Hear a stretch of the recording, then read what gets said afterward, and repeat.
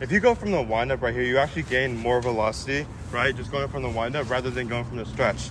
So it also varies by player, but I've actually learned that I throw harder from the windup and also sometimes from the stretch. But also, I think for you guys, if you're really looking to gain some velocity just quickly, try to wind up and stretch. For me, sometimes the wind up work better, sometimes the stretch work better. It just all depends. Number 2 is preventing your way to get injured. So the number one way to not get injured is going to pretty much your doctor in your school and getting massages on your forearm, your tricep, your bicep, your chest, and your shoulder, back of your shoulder. I go way more into this into my product down below, link in description to throw harder. But anyways, if you rub all this out, the forearm, all this stuff, and you just rub it out for 20-30 minutes a day, and the school doctor can help you down massaging it, and you will not be sore anymore. I mean, you'll still be sore, but it'll prevent you from getting really seriously injured or getting Tommy John or any of those bad injuries. Number 3 is the meal plans. So what I recommend to all my players that I work with is definitely eating more than what you're doing right now, because a lot of these players and a lot of you guys are underweight. So 99% of you are probably underweight, which I'm assuming because that's most of the guys I work with. They're underweight.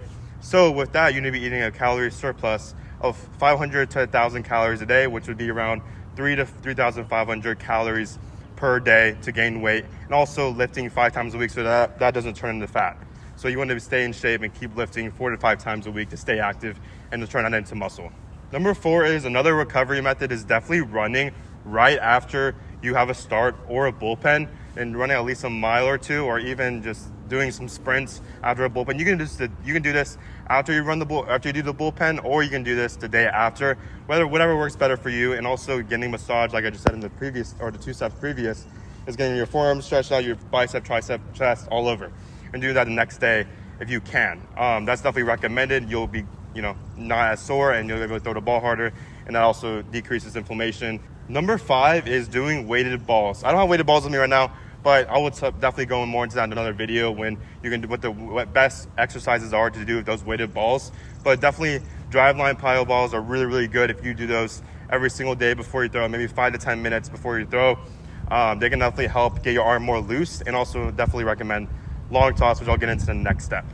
Number 6 is long toss. So you should be long tossing once or twice a week, and a minimum. Whatever your arm can feel, you gotta listen to your arm always, by the way. If you're not feeling good, you gotta go to a doctor or see someone that knows, or your coach, and see what you can do to get your arm better. But by the way, that's besides the point. But doing long toss 1 to 2 times a week can really help you out, and throwing harder and getting your velocity up there in the 85, 86, 87, even 90 miles plus range. And if you guys are struggling to throw harder, check out my digital guide to throwing harder in my link in the description. I've helped over 3,500 players throw harder with over 500 views and testimonials, as you can see here or here, just drop down below. We've helped so many players. If you guys want to check that out on my link in the description. Thank you guys for watching. Please subscribe for more pitching tips, and I'll see you guys in the next video.